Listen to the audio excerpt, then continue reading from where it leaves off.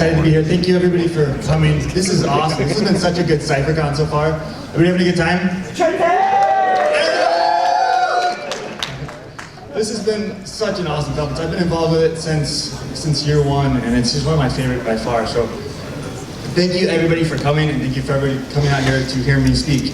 I have been doing hacking probably professionally for about 10 years now, a little over 10 years, but I've been probably doing it all of my life. And I was trying to think of some of the things that got me excited or got me into hacking to start with. And I had this memory as a kid of, like, freshman year in high school, I was living in Idaho, so I could drive a car at like 15, it was great. But I locked my keys in the car all the time. And so my parents would call like AAA the first couple times it happened. Finally my mom's like, you know what, you deal with it. It's your problem, like you left your keys in it, figure it out. And so I did what all probably teenagers did on the time. I dialed into the internet and I got onto Alta Vista. I Alta Vista'd how to break into a car. And I found from there how to come up with kind of a homemade Slim Jim from some text forum. And so, got my bike, rode to Home Depot, got this thing, made it, built it, came back, popped the lock.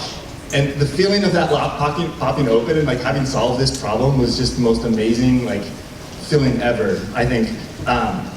I did it again a couple months later, and unfortunately I locked all my car breaking into stuff in the back of my car. And so I was trying to think of what to do next, and this is right around the time that The Art of Deception by Kevin Mitnick came out. I knew that it was coming because I'd been following him, and when the book came out, I ordered it immediately, read through the entire thing, and I thought maybe there's another way I can get into this car. And so I called up the car dealer. I can't say what type of car dealer it was, probably like one for just safety reasons, but then also two because I think it's an OSINT question, and I'm one of the targets. So I called up the dealer and I said, hey, I've got a VIN number, I need to get a key made.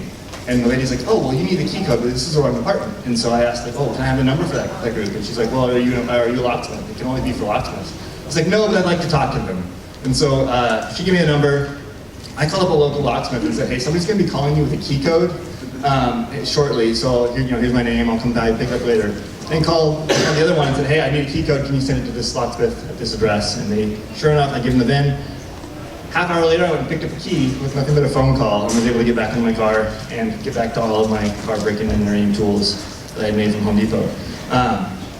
I tell all of this as an intro to the idea that there is a lot of overlap, I think, in hacking between this very what often is perceived as a destructive process, is breaking into things, finding a way to do something that you're not supposed to do, to get a key code with nothing but a VIN or whatever it may be. There's this very breaker aspect that everybody loves, but there's also this very maker aspect to all of that as well.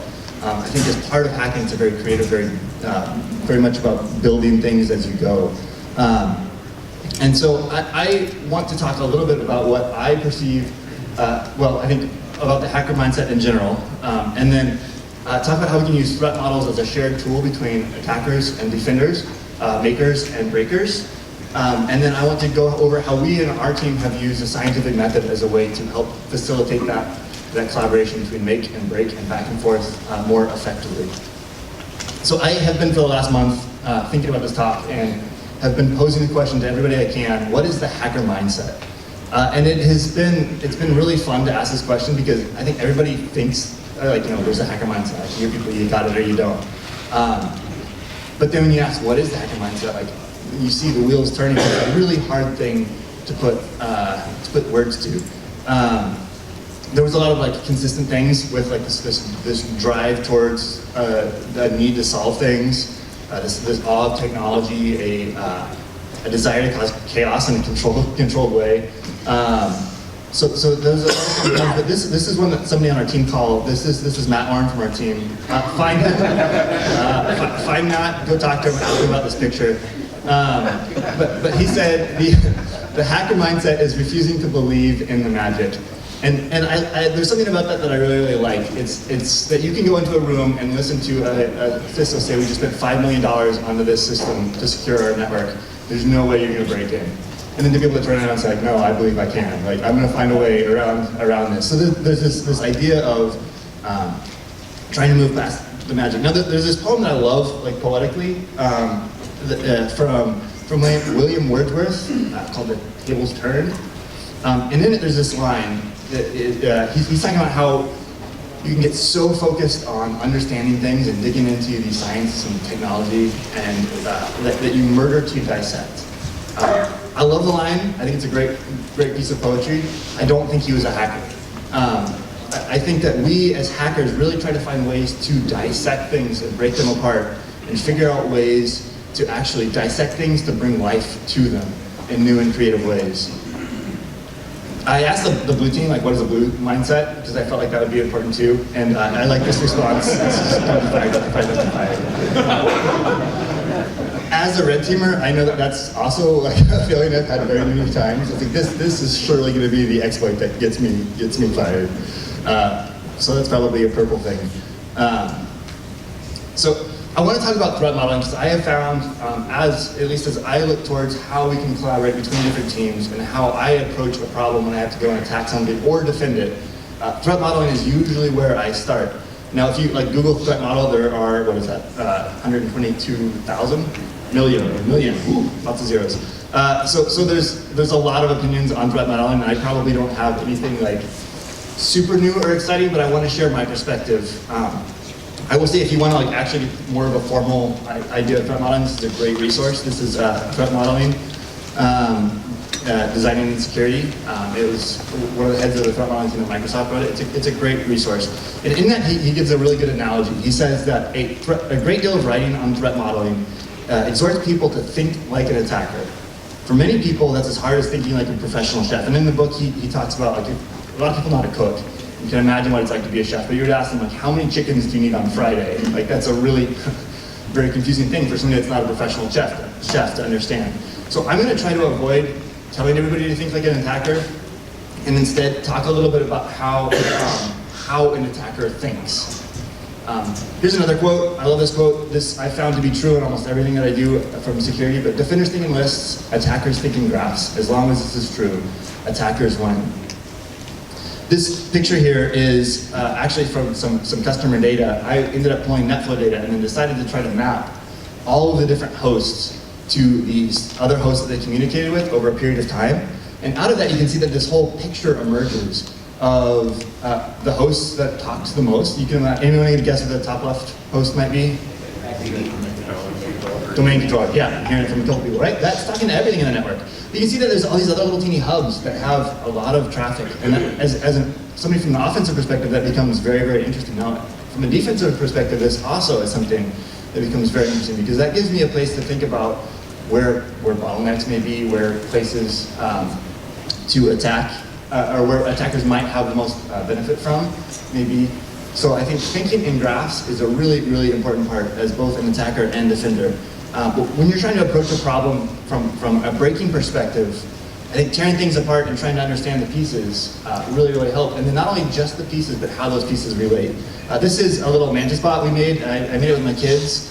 And then it kept getting more and more functionality. It's now got like a NRF Wi-Fi controlled access point, and it's got a bunch of LED lights and things like that. And for STLSec, we got one of my butts here from STL. We ended up doing during COVID, we couldn't meet up together. So I ended up throwing this online and putting it, the full modem accessible to the internet, and then just said, like, who can hack it? Like, who can knock this thing over first? And it was so much fun to see the thing walk and just constantly fall over as people were trying to figure out how to bring it. But the reason I brought it is from an attacker's perspective, it makes kind of a good analogy. As you look at something like this, if you've never done any type of hardware hacking or anything else like that, it can be really daunting. I heard a couple people on the CTF yesterday say that one of the challenges is that we really, the hardest part is not knowing where to start. There's just so much stuff and so many things, and I don't even know where to start. But I would encourage people to look at the thing as a big picture, and then break it down into pieces. Like, just physically looking at this, you can see that there is some device, right? You might not know what, but you can start Googling parts. You can see that there's sensors here. You can see that there are a bunch of different power lines. The inputs and outputs of how those connect, all of a sudden, when I think of attacks that I can do, obviously there's the radio attacks. Maybe you could do some type of physical access. Some of the coolest attacks that are happening now are just by people monitoring power lines between different pieces of chips. So there are all sorts of crazy things that you can do, and understanding how pieces fit together or work is a great place to start when you're trying to attack or defend. Anybody want to know what this is? Oh, come on. Somebody yell it out. Yeah, there you go. If you look at the back of your badge, there is a little flash chip with a bunch of little dots next to it. This is an SPI flash chip, and that's where you can read and write things to have stay within the badge and persist. So you can imagine that as you're scoring points and doing things, they've got to store that so when you put batteries out, it doesn't go away. Now, if you were wanting to get the maximum number of points, I would encourage everybody to consider that as an attacking point. Think about the inputs and outputs, where things must be, where they go. But even in this, last night there was like dual core and all the music over here like blaring. And this room and the CTC room next door are all tied to the same light system. So we were over there soldering, and the lights came down here for the conference, and so we're like, well, we're not going to stop soldering. So this is one of the guys on our team working on trying to pull the memory out of that chip. Again, it's the inputs and outputs. I think building models of everything that you do from an attacking perspective or a defensive perspective is incredibly important. Thinking in graphs and connecting the inputs and outputs is key. Now, anybody know what this is? This is going to be a little bit of a shift in gravity, right? So the force of gravity is a gravitational constant times the mass of one object times the mass of another object divided by the radius squared. You don't have to know that. It's not really super important for InfoSec. The reason I bring it up is this is what got us to the moon, right? But we found that as Mercury went around the sun, I say we like I did this, I don't do that. No, we found, but scientists found that like as Mercury went around the sun, it started to precess. Like it didn't follow the pattern that you'd expect based off of those equations. And so then this guy called Einstein came up with all these equations. And this is a Schwarzschild metric, which is the other way to calculate what I just showed with this right here. Now, a couple points. The reason I bring this up is first, the first one got us to the moon just fine. It wasn't perfect, but it was more than good enough. So as you build models for security, don't focus on having everything absolutely perfect, but have it good enough so that you can make some good estimates. The reason that we were able to build this is because we realized that the model that we had that we thought was close to perfect wasn't. It predicted some things that weren't true. And so in security, just like in science, well, I think sorry, make some things up here. I think before I do that, this quote I love, all models are wrong, but some are useful. And so it's true in statistics as well as security. Build a model that doesn't have to be perfect. I would define a good threat model as one that makes an accurate prediction. Just like in science, if you can make a prediction of what's going to happen with your threats and within your environment, and it turns out to be true or accurate, and then it's a good model. And I would say that accurate predictions will help drive better risk decisions. At the end of the day, that's really what our job is as InfoSec. Whether we're a breaker or a builder, we're here to help drive better risk decisions. I think it's important. Like it's fun to hack stuff. It's fun to break into stuff. That's what I love about this job. But I do think that we can forget the whole risk part of things, right? I think this is one of those, and there's a bunch of these equations. This is one of them that I like. The threat is capability times opportunity times motivation. For a threat to exist, there has to be somebody that wants to do it, has the ability to do it, and then actually wants to do it. But then that's also like the part that we also miss as pen testers, I think, is that we often will develop all the capability, we often get all the opportunity, and we're clearly like very motivated. But from a business perspective, on the defensive side, I think it's important to communicate the risk aspect of it, is that it's not just the threat, but it's also the impact, because that's when it becomes real for the business. I love this quote. I'm told it's a common wisdom within the NSA that attacks always get better, they never get worse. And I think it's absolutely true. I think the make-break cycle ends up creating things that are better. So I want to spend a minute talking about the adversarial interactions. I think this is probably almost by definition self-explanatory that adversaries have opposition. But I think the thing that often gets missed is that opposition creates competition. And so we have this back and forth.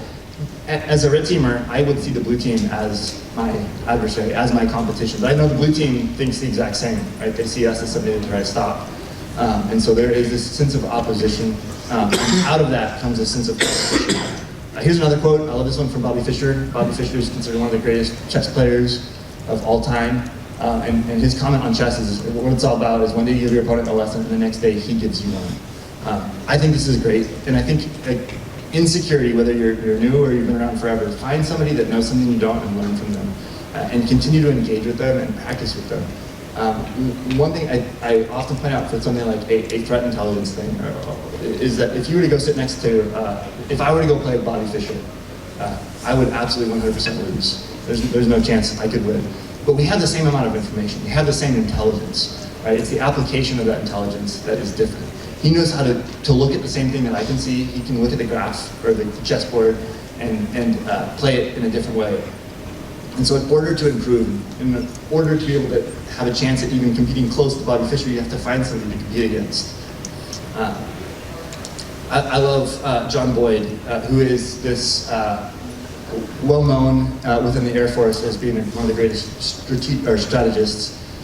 He came up with this whole OODA loop cycle that everybody hears of. He was a very interesting person. He was known for being able to do dogfights, where he would come up from behind somebody, start in the front. So he was in a position of a disadvantage. And within about 5 seconds, he could get behind them and actually win. And throughout his entire career, he almost never lost. He was known, I think, as 22nd Boyd, because within 20 seconds, he could always get to the position of advantage. But he had this idea. He started his career with trying to just later in his career rather, he'd fought a lot and trained a lot, but he tried to think what makes pilots good? What makes them win? How can they get the advantage? And a lot of it, he started out with trying to understand what features of the aircraft are the most advantageous. But over time, he came to this idea of this cycle called the OODA loop, the observe, orient, decide, and act. And I know this gets way overused, and I'm now being one of those people that overuse it as well. But I do think, as somebody that has done a lot of engagements and watched how blue has reacted to red, this is 100% accurate as how we respond in at least finite games. I think the infinite game, like the business analogies that are used, often aren't entirely accurate with this model. I think this works really well when there's a clear winner and a clear loser over a short period of time, which is very true of a lot of security interactions. But he calls out that through that cycle of observing, orienting, deciding, and acting, the one that can run through that cycle the fastest wins. So just as an example from a red team, one of the very first things that we'll do is try to build that graph, to understand the network, to try to observe what might be there. Once we have that graph, we have to then consume that data, understand what it means to us. Do the mental math of that's probably the DC up there in the top left, right? The next step is, after we've oriented, decide what we want to do. There's so many different paths that you can take once you've identified the graph. You've got to understand what is the next thing that I can do, and then finally act on it. There's a time between when you made the decision to when you've actually completed that action. And after you've acted, you can get more information, right? We just now enumerated the DC, and we've got a whole bunch of usernames. Okay, well, what do we do next? Where can we go next? From a defensive perspective, you have the same challenge, right? You're observing, you're looking at telemetry in the environment, what logs are available, what endpoint data is being sent to me. Once you get that, getting the data and logging the data is not enough, right? You have to then spend some time orienting that. You can automate a lot of that, but not all of it. From there, then you have to decide what you're going to do with it, and then have to act on it, right? You get the alert, but how? We've been in several red teams where they came back and said, well, we caught him. And we're like, well, when did you catch us? And they're like, well, we got the alert just now. So there's this decision and actions phase that I think is key. In that cycle, when you have competition that's running through this finite game of back and forth, making and breaking, you find that this competition increases capability. Now I'm going to show a very made-up arbitrary kind of graph, just as an example. This is by far not to scale or accurate, but hopefully it will show a point. So if you remember, back in probably 90s-ish, there's 80s, 90s, you could just well, for one, it was dial a nuclear power plant and log in, right? But then as the network became more common, you could just scan the internet and find open sources for everything. And so then there's this whole idea of network source exploitation was the way that Red would get in. I heard a story of a general that got really, really mad once they put it in an IDS system, because as soon as they put it in, they started getting hacked all the time. So that was kind of fun. You got it, good. But as a response to network service exploitation, right, this idea of firewalls, well, if you're getting in from all these services, let's counter it by blocking all this unnecessary traffic and not exposing things. So you have to, as an adversary, counter. If we can't get in easily because of these services are constantly exposed, we have to now persistent the environment. So let's start using persistent implants as a way to maintain access once we first get in. So you get things like antivirus, right? Well, shoot, now they're in and they've got software running on our system, so what do? So then you get this whole idea of AV. Well, attackers have a billion different ways to get around that.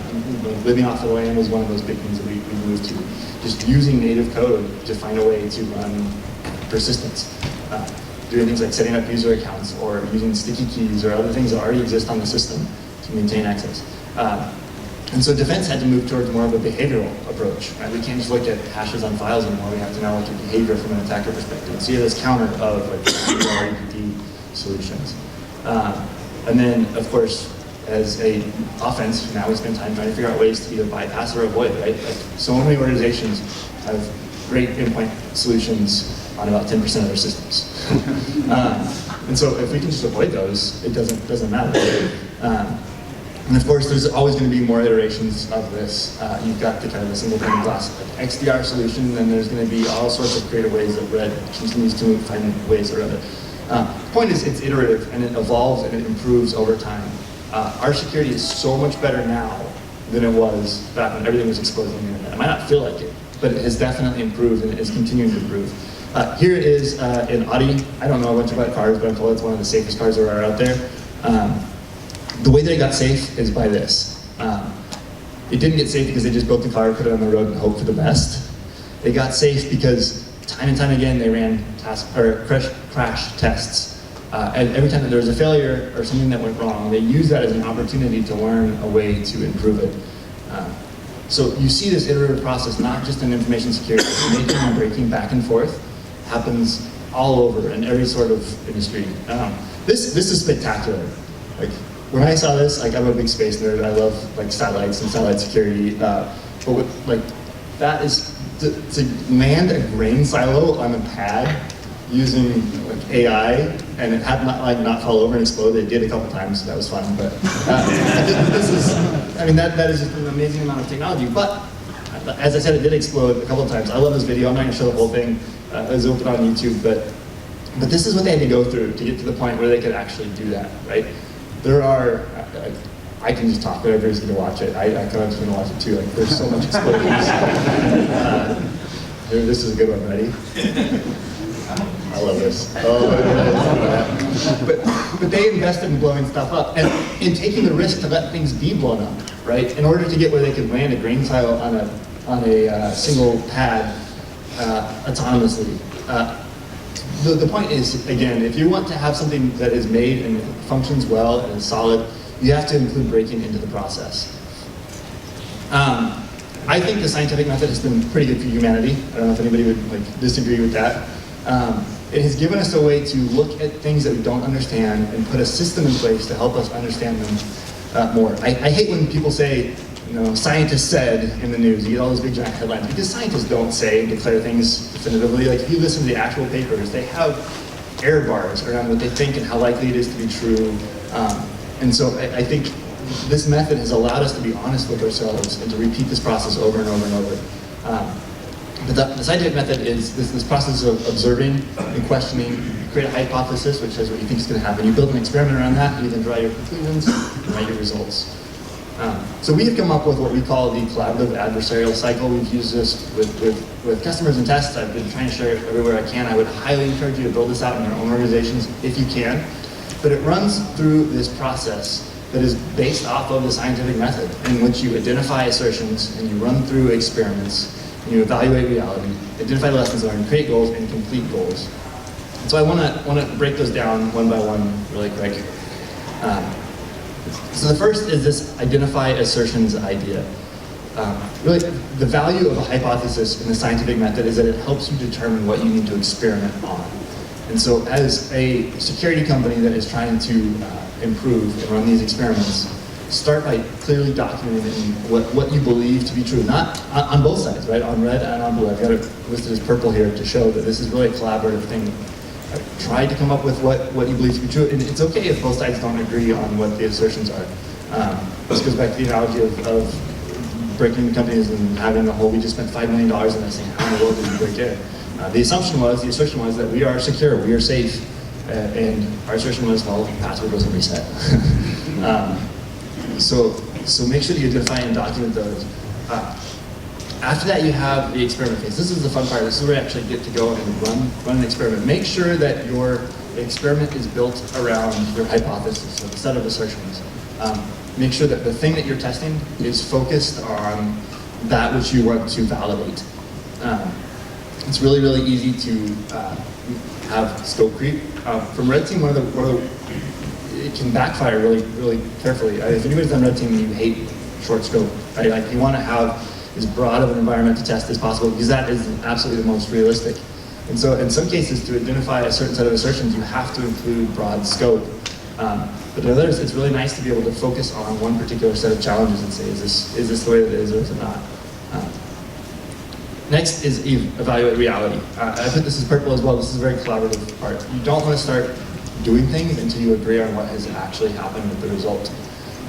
So too often there will be the test is done, here's the report, good luck. But I found that the most value comes from the conversations with customers afterwards, between red and blue, where you have this back and forth of, well, here's why this is the way that it is, whether it be here's how we were able to attack it, or this is how we're trying to defend it.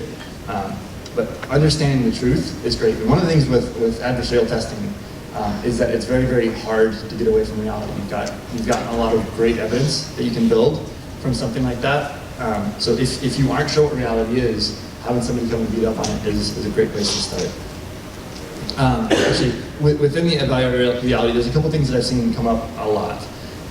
So one is this belief bias idea, where belief bias is an effect where somebody's evaluation of the logical strength is based off of the believability of the conclusion. So this happens a lot in security. Something seems to be fine, seems to be secure, seems to be okay, and so you have this belief bias that says, like, well, it makes sense that this is going to be safe because we just spent a bunch of money on it. It makes sense that this is going to be safe because it's a big company that made it. So that can crop up a lot. I think the other thing is the confirmation bias. So you'll oftentimes look to confirm your experiment based off of what you want to be true, and what will confirm what you already believe.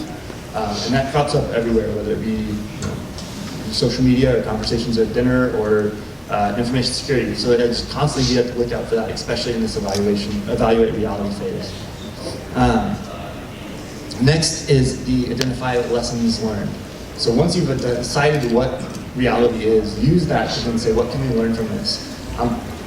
Too many times people try to put those together in the same phase. They try to evaluate reality and define the lessons that they've learned at the same time. And what this can do is result in a lot of people trying to position reality based off of what they want the other team to learn. And so I think it's really key to keep those separate and to not start pointing fingers or assigning blame, but rather understand reality and then use that to collaboratively learn. And then finally, out of that, there is that competition that I talked about earlier, where you can go and you can improve.